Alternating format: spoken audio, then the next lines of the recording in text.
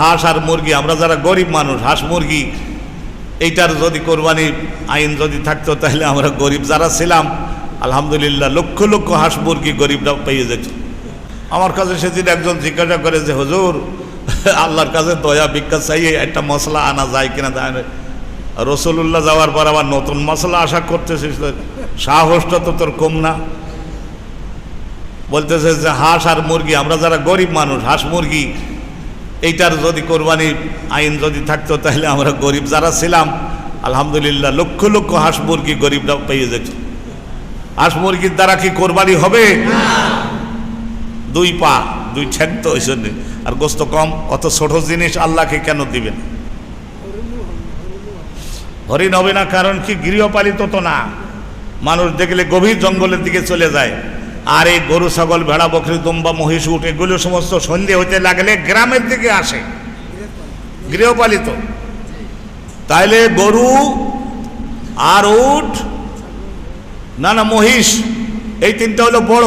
গরু মহিষ, মহিষ এটা জায়েজ, কিন্তু আমাদের দেশের আলেমগণ ভালো করে, মহিষেরা বলে এত বড় স্বাস্থ্য একদিন তো মরেই যাব, তো আলেম ওলামাগণ আমরাও যে কোরবানিতে যেতে পারি কথাটা ভালো করে কয় না। মহিষেদের দিলে একটা কষ্ট না এটা?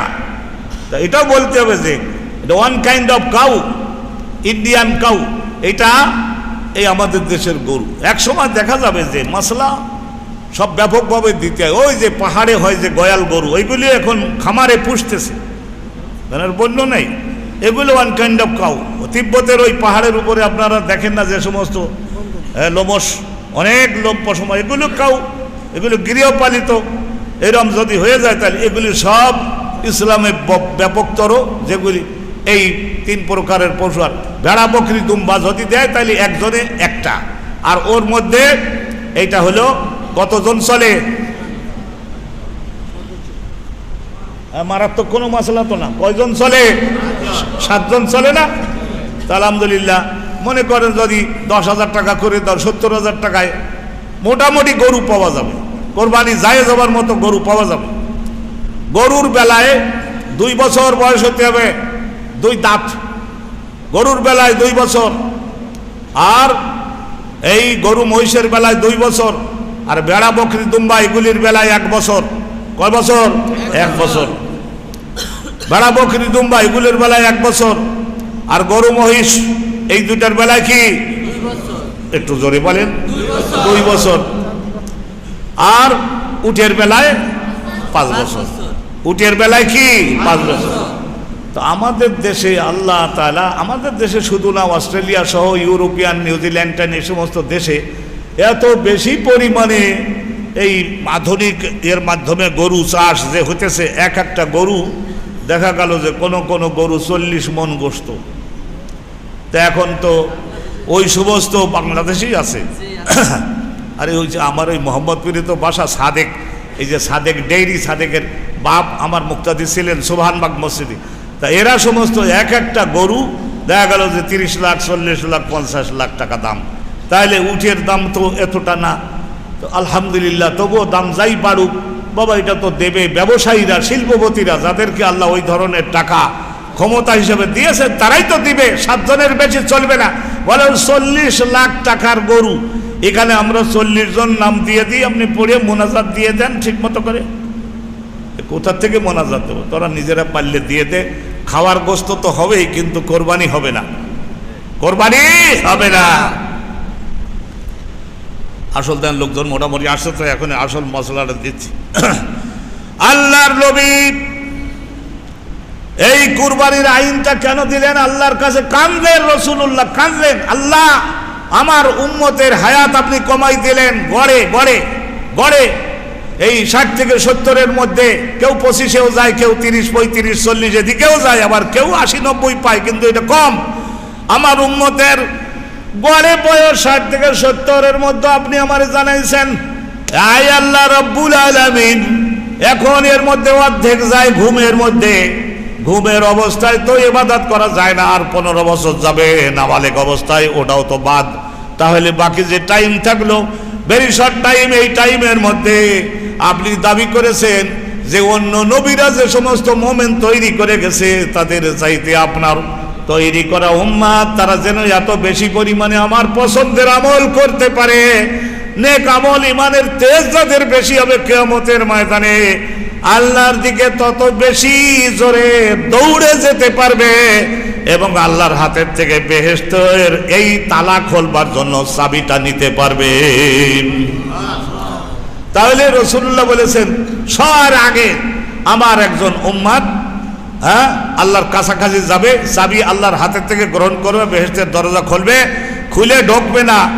আল্লাহ রাব্বুল আলামিন বলবেন যে এই মুমিনরা তোমরা সকলে একটু অপেক্ষায় থাকো, মুরব্বি তাজিম করো। নবী রাসূলগণ সবাই জমায়েত হন, আর মুরব্বি নবী রাসূলগণ জমায়েত হলেন, তাদের মধ্যে দলপতি যিনি সাইয়্যিদুল আম্বিয়া ইমামুল মুরসালিন মুহাম্মদুর রাসূলুল্লাহ সাল্লাল্লাহু আলাইহি ওয়াসাল্লাম, তিনি আগে ডান কদম দিয়ে বেহেশতে প্রবেশের এই কাজটার উদ্বোধন করবেন। আল্লাহ রাব্বুল আলামিনের নবীগণকে বলবেন ঢোকেন, আপনারা সবাই ঢুকে নিজ নিজ এলাকায় যাইয়ে সিট দখল করেন, তারপরে আপনাদের উম্মতের বেলায় যদি কিছু বলার থাকে ফের বাইর হয়ে আসেন, কিন্তু আপনাদের সিটটা আগে বুঝে নেন। তাই এরপরে নবীগণ যাদের তৈরি করেছেন তাদের মধ্যে প্রথম যিনি প্রবেশ করবেন সেই ব্যক্তি কে? নবীর সাহাবী হযরতে আবু বকর সিদ্দিক রাদিয়াল্লাহু তাআলা আনহু। তিনি রাসূলুল্লাহর খুব কাছে থাকবেন। আল্লাহ রাব্বুল আলামিন নির্দেশে রাসূলুল্লাহর হুকুমে হযরতে আবু বকর সিদ্দিক উনি কি করবেন? উম্মতের মধ্যে প্রথম আল্লাহর বেহেশতে প্রবেশ করবেন। সুবহানাল্লাহ বলেন। তাইলে আমাদের তো টাইম কম, আমাদের যাতে মর্যাদা বাড়ে, নেক আমল বাড়ে, সেই জন্য রাসূলুল্লাহ 1 মাস কাঁদলেন। 1 মাস বাকা রাসূলুল্লাহ বুকান মুররান শাহরান কামিল, 1 মাস কাঁদলেন। আল্লাহ একটা সহজ উপায় দেন। আল্লাহ তাআলা বললেন আপনার উম্মতকে পার করবার জন্য না আমি দিলাম ওই জিলহজ মাসের প্রত্যেকটা রাতকে তো লাইলাতুল কদরের মর্যাদা দিলাম। রাতে যদি তারা ইবাদত করে পাবে, তাহলে এক এক বছরে 11টা লাইলাতুল কদর, ওই একটা আর এখানে 10টা। দেখেন, আর এই যে প্রথম এই 10টা দিন যদি তারা, এই 9টা দিন যদি তারা রোজা রাখে, তাহলে কি হবে? তাদেরকে আমি আল্লাহ রাব্বুল আলামিন 1 বছরের নফল ইবাদত দিলাম। এগুলি তো সব দিলাম, আর কি দেব? তো বলছেন এতে সবাই মনোযোগী যদি না হয়ে থাকে, তাহলে সেগুলাও তো আমি মোমেন আমার নিতে হবে, তবে আর একটু ব্যবস্থা দেন। তো বলছে যে যারা এই ধরনের 52 ভরি রূপা, এই যে সিলভার রূপা 52 ভরি রূপার মূল্যের সমান অতিরিক্ত মালের মালিক যদি হয়, এই কোরবানির ঈদের 10 তারিখের 7 তারিখ 8 তারিখ এইরকম আগে ছিল না, কিন্তু এর মধ্যে একভাবে হয়ে গেছে, হালালভাবে মালিক হয়ে গেছে। তাহলে বলছে এই বছর তো আমার রোজার এই কোরবানি দেওয়ার পরিকল্পনা ছিল না, কিন্তু আল্লাহ তাআলা তো একভাবে 1 লাখ টাকা তো আল্লাহর মেহেরবানিতে আল্লাহ হালালভাবে দিয়ে দিয়েছেন। তো এখন কি করে, আমার কোরবানি তো দিতে হবে। কোরবানি যখন দিবে তো কোরবানি দেওয়ার পুরস্কার কি?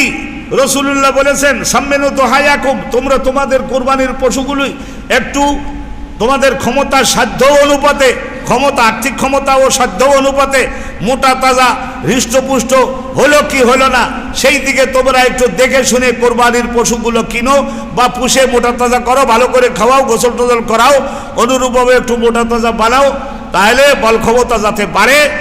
কারণ হিসেবে রাসূলুল্লাহ বললেন আমার আল্লাহ আমাকে বলেছেন আমি তোমাদেরকে বলে যাই, জানাইয়ে যাই, ফাইন্নাহা মাতায়াকুম আফাউকা সিরাতে ইয়াউমাল কিয়ামাহ, কিয়ামতের দিনে এই কোরবানির পশুটাকে আল্লাহ তোমাদের ইখলাস এবং মুহাব্বতের পরিমাণ অনুপাতে, এইটা যাই আছে দুনিয়াতে একটা বকরিয়ার কতটুকু হয়, কিন্তু মুহাব্বতের সঙ্গে তুমি চোখের পানি নিয়ে জবাইটা নিজেই করে দিয়েছো। আল্লাহ অনেক কষ্ট করে পুষেছি আমি, আমার স্ত্রী, আমার ছেলে মেয়েরা মিলে, এই যে 1.5 বছর পুষে তোমার রাহে দিলাম, তুমি এতেই আনন্দিত হয়ে আমাদের বিগত গুনাহ মাফ করো। এইরকম করে দেশে কিয়ামতের ময়দানে আল্লাহর কসম করে বলি, এই বকরি, ভেড়া, দুম্বা, এই গরু, মহিষ, উট, এইটাকে আল্লাহ রাব্বুল আলামিন এত মোটা তাজা বানাবেন যে এর উপরে পিঠের মধ্যে সুন্দর করে একটা ধরাঠের ব্যবস্থা করে দিয়ে আল্লাহ রাব্বুল আলামিনের পিঠের মধ্যে উঠে জাহান্নামের উপর দিয়ে বেহেশতের আপনার দরজার সামনে দিয়ে নামাইয়ে দেওয়ার জন্য আল্লাহ এই কোরবানির পশুটাকে বাহন বানাইয়ে দিবেন। এত বড় একটা সুযোগ দিল, আটা মরা লোকের মতো সুবহানাল্লাহ বলল, আরো কম হইছে। তাহলে বেহেশতে যাওয়ার জন্য বলছে রাতের উপরে আসরাতু তরিকুন মামদুদুন আলা মাতনে জাহান্নাম আহাদু মিনাস সাইফি ওয়া আদাকু মিনাস শাআর। আল্লাহ নবী বলেছেন, এ আমার সাহাবারা সাবধান সাবধান সাবধান, তোমরা শুনে রাখো, এই যে জাহান্নাম হলো নিচে, এই জাহান্নামের উপর দিয়ে আল্লাহর ওই পাশে জান্নাত, সেই জান্নাতে যেতে হবে। আর এই জান্নাতে যাওয়ার জন্য আল্লাহ ওখানে একটা রাস্তা বানাই দিয়েছেন, সেটা মানুষের চুলদাড়ির যে লোম পশময় এর চাইতে বেশি সূক্ষ্ম, আর ব্লেডের চাইতে ছুরি কাঁচির চাইতে বেশি ধারালো। ওইটা এইভাবে পার হওয়ার কোনো ক্ষমতা নাই।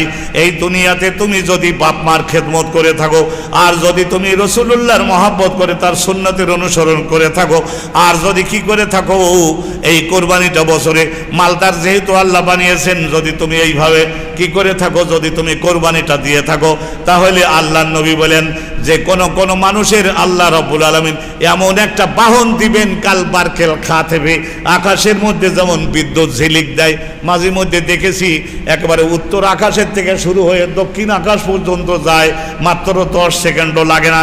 এই ধরনের বেগ এবং গতি সহ আল্লাহ রাব্বুল আলামিন তোমার এই কুরবানির পশুটাকে আল্লাহ রাব্বুল আলামিন এমন বাহন বানাই আর এমন গতি দিয়ে দিবেন। কারণ এই ছাগলটা যখন জবাই করলো, গরুটা যখন জবাই করলো, আমি যখন যৌবন ছিল তখন অনেক সময় বন্ধু বান্ধব মহাব্বতের যারা তাদের 2-1টা কোরবানি জবাই করে দিয়েছি। যখন জবাই করে দিলাম, ফিনকি দিয়ে গলায় রক্ত বের হয়ে গেল, তখন ওই ভদ্রলোক, ওই ভাই আমার আর তার 2টা ছেলে, তারা 3 জন দাঁড়াইয়ে থাকতে পারল না, এমন মারাত্মক কান্দা তাদের ধরে বসলো। কারণ আজকের 2টা বছর পর্যন্ত তারা সন্তানের মতো এই গরুটাকে তারা পুষেছে, আর সে শেষ হয়ে চলে যাচ্ছে, আর আমরা জগতে আছি। এমন চিৎকার দিয়ে কান্দাকাটি শুরু করলো যে তাদেরকে ঠিক রাখতে গেলে মুশকিল। এই রকমের মহাব্বত যদি থাকে, তাহলে আল্লাহ রাব্বুল আলামিন কিয়ামতের মাঠে আপনাদের সকলের জন্য এই কোরবানির পশুটাকে কমপক্ষে এই ধরনের 100 গুণ বাড়াইয়ে বাহন বানাইয়ে বেহেশতের দরজার সামনে নিয়ে পৌঁছাইয়ে দিবে। এই একটা জিনিস। কিন্তু আরেকটা জিনিস শোনেন, রাসূলুল্লাহ কাঁদলেন, ও আল্লাহ, আমার উম্মত টাইম পায় নাই, সবাই কমাইয়ে দিয়েছেন, আরো বেশি পরিমাণে করে আপনি একটু পুরস্কার দিয়ে দেন। আল্লাহ তাআলা বলবেন যে আপনাকে বানিয়েছি আমি রাহমাতুল লিল আলামিন। মানবের পক্ষে তো আপনি দাবি করবেন সেটাও আমি জানি, সেই জন্যই থরে থরে ঠিক করে রেখেছি। আল্লাহ রাব্বুল আলামিন বলেন যে কিয়ামতের মাঠে এই জায়গায় দেখেন, কিয়ামতের মাঠে আল্লাহ পাক রব্বুল আলামিন বলেন, কিয়ামতের মাঠে যখন নেকির ঘাটতি পড়ে যাবে, তো বলছেন যে যারা কোরবানি দিয়েছিল, মালদার বানাইছিলাম আমার জন্য, ভক্তির সঙ্গে সুন্নাত মোতাবেক কোরবানি দিয়েছে, ওই কোরবানি দাতাদের ওই কোরবানির পশুগুলাকে বের করো, জ্যান্ত পশু বের হবে। হাদিসে আসে যে দেখেন, ইন্নাহু লা ইয়াতি ইয়াউমাল কিয়ামাতি বিকুরুনিহা, ওর শিং দুনিয়াতে যেমন ছিল সেই শিং সহ উঠবে, ও আশারিহা, দেহের মধ্যে যত লোম ছিল সেই লোমগুলি সহ, পায়ের মধ্যে যে খুর ছিল সেই খুরগুলি সহ, এইগুলি সহ একটা জিন্দা পশু হিসেবে সামনে এসে গেল। তখন আল্লাহ বলবেন, গুনে দেখো এর দেহের মধ্যে কতগুলি লোম আছে, পশম আছে। এই লোমগুলি পশমগুলির সংখ্যা জবাই করবার আগে প্রত্যেকটা লোম জীবিত ছিল, প্রত্যেকটা পশম জীবিত ছিল। কথা ঠিক না জোরে বলেন? আপনার লোমগুলি জীবিত ছিল, পশমগুলি খুরগুলি জীবিত ছিল।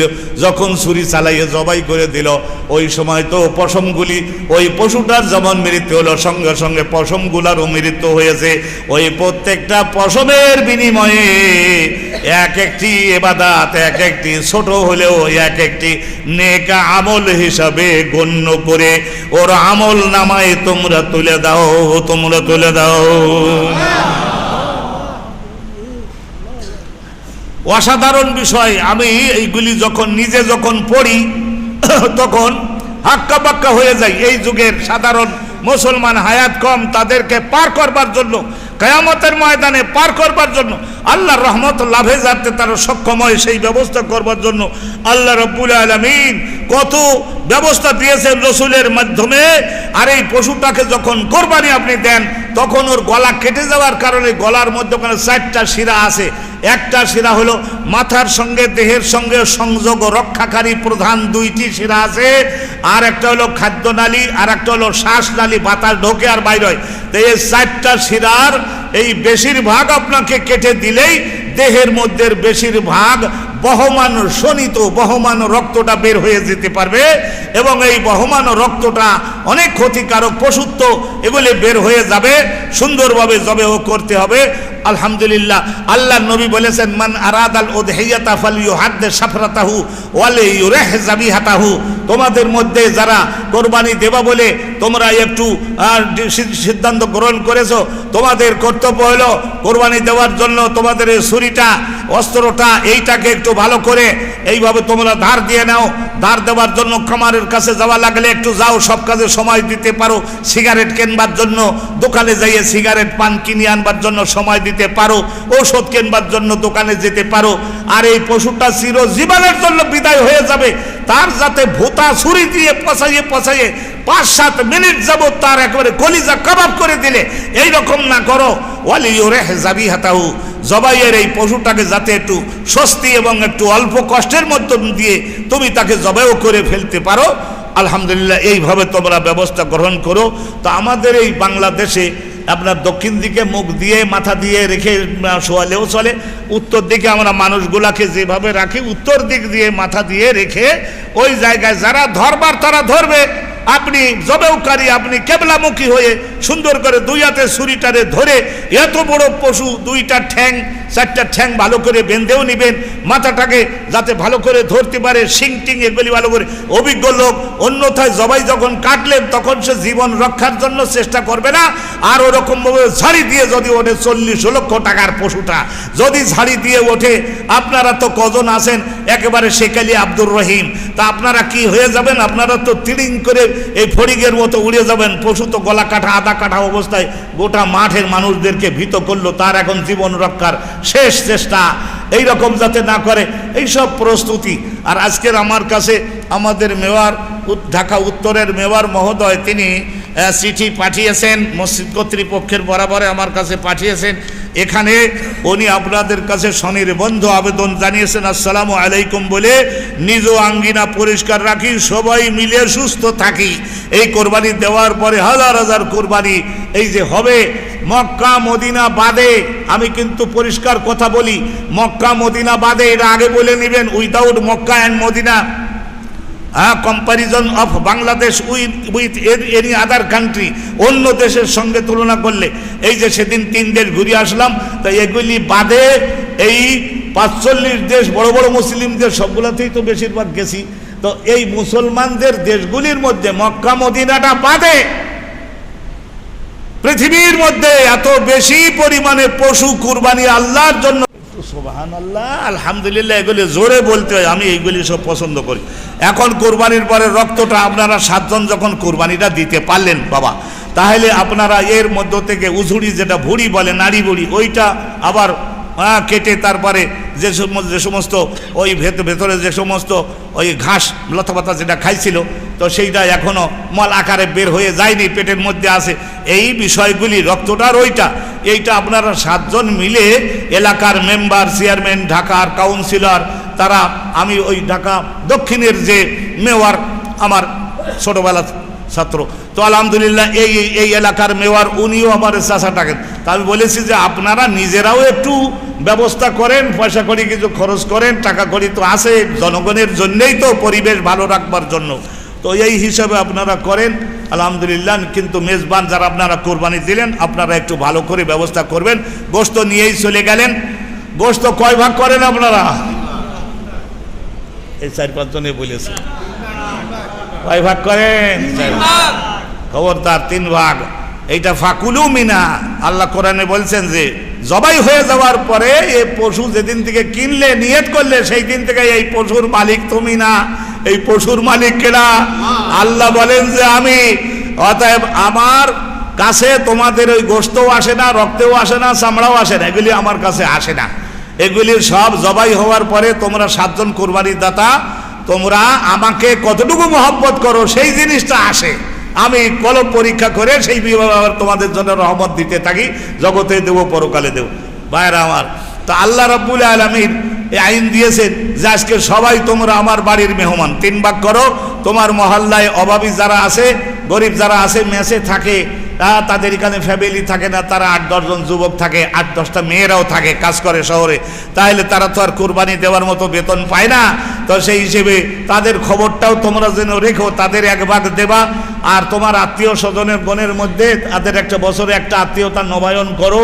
এক একজনের বাড়িতে তুমি বা তোমার ছেলে 2-3 জন ছেলে আছে, কর্মচারীর দিয়ে পাঠাইও না। আর যদি এই ধরনের ফোনে কথা বলি কর্মচারীর দিয়ে পাঠাইয়ে যদি দেয়, তাহলে সেটাও গোমর করা উচিত না।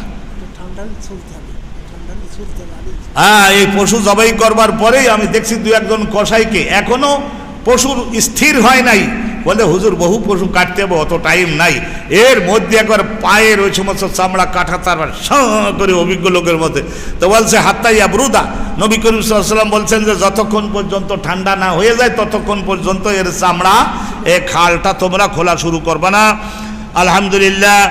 আর রাসূলুল্লাহ সাল্লাল্লাহু আলাইহি ওয়াসাল্লামের কাছে এক সাহাবী, কথা বলে শেষ করে দিচ্ছি কিন্তু, আল্লাহর নবীর কাছে আসলে সে ইব্রাহিম পয়গম্বরের হাতে ইসমাইলের কোরবানিটা বলবো মনে করেছিলাম, তা সেইটা তো রয়ে গেছে। আল্লাহ তুমি মেহেরবানি করে মাফ করো, আর টাইমও নাই। তো রাসূলুল্লাহর কাছে সাহাবারা প্রশ্ন করলেন, ইয়া রাসূলুল্লাহ, কোরবানির পশু কেনবার সময়ে আমরা কয়টা জিনিস দেখে নেব? রাসূলুল্লাহ মুখেও বললেন আর হাতের দ্বারা দেখাই দিলেন, 4টে বিষয়ে দেখে নেবা। দেখবা তোমরা যে তোমার কোরবানির পশুটার শিং সুন্দর আছে কিনা, 2টা শিং, 2টা কান আর 2টা চোখ, এইটা ঠিক আছে কিনা। আর হলো 4টা ঠ্যাং। কয়টা ঠ্যাং? 4টা ঠ্যাং। এই 4টা ঠ্যাং। তা আমার একজন সেদিন বলছে, হুজুর একটা বিরাট গরু ট্রাকের থেকে নামাতে গিয়ে পড়ে গেছিল, আর ওই যে তার ওই জায়গায় মেরুদণ্ডের হাড়টা ভেঙে গেছে, হুজুর গোশত 20 মণের কম হবে না।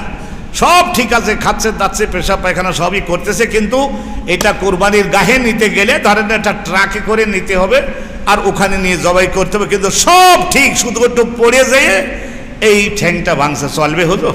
তাই বললাম যে চলবে কি করে, এটা তো ঠ্যাং, 4টা ঠ্যাং তো সুস্থ নাই, অতএব এটা তো চলবে কি করে। তাহলে 2টা শিং, 2টা কান, 2টা চোখ, 4টা ঠ্যাং, আর কি মূল হলো গায়ে গোস্ত, বলে সব ঠিক আছে, কিন্তু এমন এক প্রকারের ব্যাধি ওরে ধরছে, পাতলা পায়খানা, যেটারে সেড়ুনে বলে, এই যে ছড়াইয়ে দেয় মলটা, এরকম সেড়ুনে পায়খানা ছড়াই দেওয়া, পায়খানা করতে করতে 3 মাস 4 মাস গেছে, দেহে গোস্ত বলতেই নাই।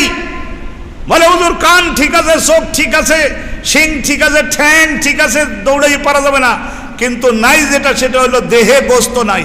বলে কিরকম হবে? তা বলছে হুজুর এই 35 কেজি হতে পারে সর্বোচ্চ, 4 দাঁত বিশিষ্ট গরু, তার মানে গোস্ত পরিমাণ মতো নাই। তাহলে one kind of disease in the body of cow, গরু এদের দেহের মধ্যে এক ধরনের রোগ ব্যাধি, এটা গোস্ত শুকাইয়ে ফেলে, এটাও চলবে না। আজফা এটা হাদিসে আছে। খবরদার খবরদার, এই বিষয়গুলি আপনাদের সকলের সম্মুখে বললাম। হযরতে না বললে আপনারা বলবেন যে হুজুর আমাকে মারাত্মক ঠকালো। আচ্ছা, আগামী আর একটা জম্মা আছে, আমি খতিবের কাছে বিনীত আরজি রাখবো, যাতে করে মৌলানা মিজান হুজুর মনে রাখলেন যে ইসমাইলের কোরবানিটা কিন্তু আজকে রাত দিলাম না, দিতে পারলাম না, বিকজ টাইম নাই। ইসমাইলের কোরবানিটা বলতে গেলে আমি নিজেও স্বাভাবিক থাকতে পারি না, আমার নিজেরও কান্দা এসে যায়। তো এই হিসাবে আমি এটা আমার নতুন একটা পেজ খুলেছি, এইটা আপনারা দয়া করে, দয়া এটা কোরবানির বিস্তারিত আলোচনাগুলো ওখানে দিচ্ছি। হযরতে এই যে আপনার রুহানি মাল্টিমিডিয়া এইটার মধ্যে দিতেছি, কারণ জুম্মার দিনে সবগুলা তো বলা যায় না, এই দেখেন এখন একটু মোনাজাত দেব। আল্লাহ পাক রব্বুল আলামিন, বিশেষ করে আপনারা যদি কেউ এমন থাকেন, মহাসচিব মহোদয় আমাদের এই কমপ্লেক্সের মহাব্যবস্থাপক তিনি সহ, মৌলানা মিজানুর রহমান নুরুল হক হুজুর সহ অনেক বড় বড় গার্জিয়ান, আর আমি তো রেডি থাকি সব সময়, ফোনে কল দিলেই এসে পড়ি। কেউ যদি বলেন হুজুর আমার তো 5-7টা কোরবানি, একটা কোরবানি আমি তো সামাল দিতে পারি না, আপনাদের এখানে মাদ্রাসা তো আছে, অনেক মুসল্লি আছে, অনেক গরিব মানুষ আসে, তা জবাইটা আপনারা যদি করে দিতেন তাইলে আমি পশুটা পাঠাই দিতাম, টাকাটা পাঠাই দিতাম, দিতে পারেন। আমি মনে করি মহাসচিব মহোদয় ব্যবস্থা করবেন। আল্লাহ রাব্বুল আলামিন এই আগামীকাল থেকে যদি খবরদার এই প্রয়োজনীয় যে মশালাগুলি আমি ইনশাল্লাহ আলোচনা করে দিছি, আল্লাহ এবছর বাংলাদেশের হাজিদের সব হাজিদের হজকে কবুল করুন। আর আমাদের বাংলাদেশের ঈদুল ফিতর, ঈদুল আদহার নামাজ এবং কোরবানিটাকে আল্লাহ যেন নির্বিঘ্নে শান্তিপূর্ণভাবে সারা বাংলাদেশে বাস্তবায়নের তৌফিক রহমত মঞ্জুর করেন। আল্লাহুম্মা আমিন। আলহামদুলিল্লাহি রাব্বিল আলামিন ওয়াসসালাতু ওয়াসসালামু আলা সাইয়্যিদিল আমবিয়া ওয়াল মুরসালিন। আল্লাহ, যারা যারা দুখানি করে হাত তুলেছি আমাদের জিন্দেগীর সমস্ত মুসিবত মাফ করে দিন, জীবনের সমস্ত গুনাহ মাফ করে দিন, ঈমানের শক্তি বাড়িয়ে দিন, দেহের শক্তি বাড়িয়ে দিন, জ্ঞানের শক্তি, অর্থের শক্তি বাড়িয়ে দিন। আল্লাহ বাংলা ইনশাআল্লাহ কিছু নিয়ত তো করা যায় নাকি? আচ্ছা দেখা যাক। এখন রাত বলল যে আমার দোষ কি হলো? দিনেরও তো আপনি এরকম মর্যাদা দিলেন, আমি রাত এই 10 দিনের রাত, আমার এই 10টা রাত, আমার দোষ কি হলো? রাসূলুল্লাহ বলেন ওয়া কিয়ামু কুল্লি লাইলাতিন মিনহা বিকিয়ামি লাইলাতিল কদর। আল্লাহ রাব্বুল আলামিন বলেন একজন মুমিন সূর্য ডোববার পর থেকে তো এই রাত শুরু হয়ে গেল, এই এক একটা রাতে যদি ঠিকমতো মাগরিবের নামাজ সুন্নতে মুআক্কাদা সহ আওয়াবিনের 6 রাকাত নামাজ আছে, তিরমিজি এবং ইবনে মাজার রিওয়ায়াত, হাদিস শরীফ পড়াই, তো এই এক একটা রাতের ইবাদতের পুরস্কার আল্লাহ রাব্বুল আলামিন ততটুকু দিবেন লাইলাতুল কদরে ইবাদত করলে যা প্রদান করেন এই 10টা রাতের ইবাদতকারীদের জন্যও সেই পুরস্কার। তাইলে এই যুগের মুসলমানদেরকে পার করবার জন্য আল্লাহর নবী আর আল্লাহ আর কত করবেন?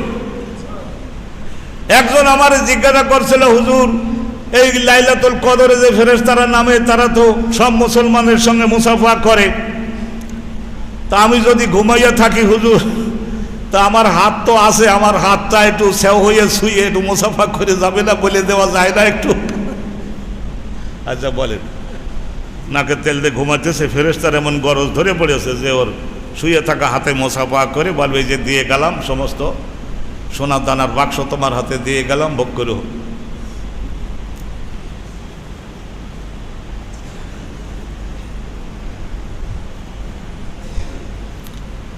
এখন কোরবানির পশু সম্পর্কে আলোচনা করছে। কোরবানির পশু আল্লাহর নবী বলেন ইস্তাশরিফু, ইস্তাশরিফু মানে তোমরা 7 জনে যদি কোরবানি দাও, কোরবানি দেওয়া যায় ভেড়া বকরি দুম্বা কাছাকাছি দাম, কাছাকাছি দাম।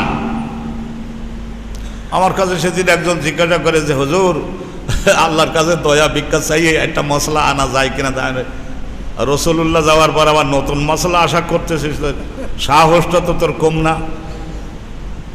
বলতেছে যে হাঁস আর মুরগি, আমরা যারা গরিব মানুষ, হাঁস মুরগি এইটার যদি কোরবানি আইন যদি থাকতো তাহলে আমরা গরিব যারা ছিলাম আলহামদুলিল্লাহ লক্ষ লক্ষ হাঁস মুরগি গরিবরা পেয়ে যেত। হাঁস মুরগির দ্বারা কি কোরবানি হবে? 2 পা 2 ঠ্যাং তো ওই জন্যে, আর গোস্ত কম, অত ছোট জিনিস আল্লাহকে কেন দিবেন? হরিণ হবে না, কারণ কি গৃহপালিত তো না, মানুষ দেখলে গভীর জঙ্গলের দিকে চলে যায়। আর এই গরু ছাগল ভেড়া বকরি দুম্বা মহিষ উট এগুলো সমস্ত সন্ধে হইতে লাগলে গ্রামের দিকে আসে, গৃহপালিত। তাইলে গরু আর উট না মহিষ, এই 3টা হলো বড়। গরু মহিষ, মহিষ এটা জায়েজ, কিন্তু আমাদের দেশের আলেমগণ ভালো করে, মহিষেরা বলে এত বড় স্বাস্থ্য একদিন তো মরেই যাব, তো আলেম ওলামাগণ আমরাও যে কোরবানিতে যেতে পারি কথাটা ভালো করে কয় না। মহিষেদের দিলে একটা কষ্ট না এটা? তা এটাও বলতে হবে যে এটা one kind of cow, Indian cow, এটা এই আমাদের দেশের গরু। এক সময় দেখা যাবে যে মশলা সব ব্যাপকভাবে দিতে হয়। ওই যে পাহাড়ে হয় যে গয়াল গরু, ওইগুলি এখন খামারে পুষতেছে, বন্য নেই, এগুলো ওয়ান কাইন্ড অফ কাউ।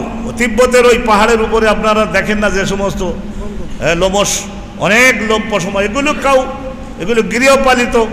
এরম যদি হয়ে যায় তাহলে এগুলি সব ইসলামে ব্যাপকতর, যেগুলি এই 3 প্রকারের পশু। আর ভেড়া বকরি দুম্বা যদি দেয় তাহলে একজনে একটা, আর ওর মধ্যে এইটা হলো কতজন চলে? মারাত্মক কোনো মশলা তো না, কয়জন চলে? সাতজন চলে না? তা আলহামদুলিল্লাহ মনে করেন যদি 10,000 টাকা করে দাও, 70,000 টাকায় মোটামুটি গরু পাওয়া যাবে, কোরবানি জায়েজ হবার মতো গরু পাওয়া যাবে। গরুর বেলায় 2 বছর বয়স হতে হবে, 2 দাঁত গরুর বেলায় 2 বছর, আর এই গরু মহিষের বেলায় 2 বছর, আর বেড়া বকরি দুম্বা এগুলির বেলায় 1 বছর। কয় বছর? 1 বছর। বেড়া বকরি দুম্বা এগুলির বেলায় 1 বছর, আর গরু মহিষ এই দুটার বেলায় কি? একটু জোরে বলেন। 2 বছর।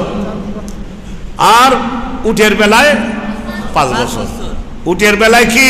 5 বছর। তো আমাদের দেশে আল্লাহ তাআলা, আমাদের দেশে শুধু না, অস্ট্রেলিয়া সহ ইউরোপিয়ান, নিউজিল্যান্ড এই সমস্ত দেশে এত বেশি পরিমাণে এই আধুনিক এর মাধ্যমে গরু চাষ যে হইতেছে, এক একটা গরু দেখা গেল যে কোনো গরু 40 মণ গোশত।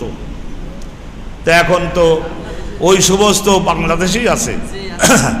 আরে ওই যে আমার ওই মোহাম্মদপুরে তো বাসা, সাদেক, এই যে সাদেক ডেইরি, সাদেকের বাপ আমার মুক্তাদি ছিলেন সুবহানবাগ মসজিদে। তা এরা সমস্ত এক একটা গরু দেখা গেল যে 30 লাখ, 40 লাখ, 50 লাখ টাকা দাম। তাহলে উটের দাম তো এতটা না। তো আলহামদুলিল্লাহ, তবুও দাম যাই বাড়ুক বাবা, এটা তো দেবে ব্যবসায়ীরা, শিল্পপতিরা, যাদেরকে আল্লাহ ওই ধরনের টাকা ক্ষমতা হিসেবে দিয়েছে, তারাই তো দিবে। 7 জনের বেশি চলবে না বলে।